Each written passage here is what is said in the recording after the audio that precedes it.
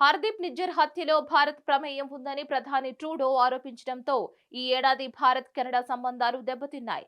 ఒక టెర్రరిస్టుగా నియమించబడిన వ్యక్తి మరణానికి సంబంధించి కెనడా ప్రధాని భారతదేశానికి వ్యతిరేకంగా మాట్లాడారు. నిజ్జర్ను పట్టుకునేందుకు ఎన్ఐఏ 10 లక్షల నగదును ప్రకటించింది.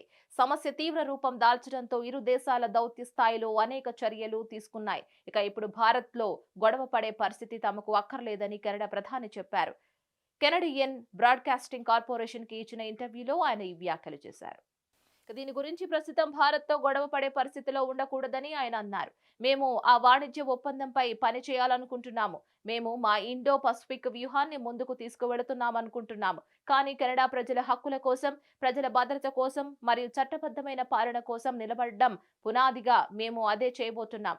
ట్రూడో కూడా భారతదేశం కెనడా సంబంధాలు ఒక టోనల్ షిఫ్ట్ లోబడి ఉండవచ్చునని నమ్మాడు. భారతదేశం నియమించిన ఉగ్రవాది గురుపత్వంత్ సింగ్ పన్నూన్ను హత్య చేయడానికి కుట్ర పన్నారని ఆరోపిస్తున్న యుఎస్ నేరారోపణను రద్దు చేసిన తర్వాత అతను ఈ మార్పును చేశాడు.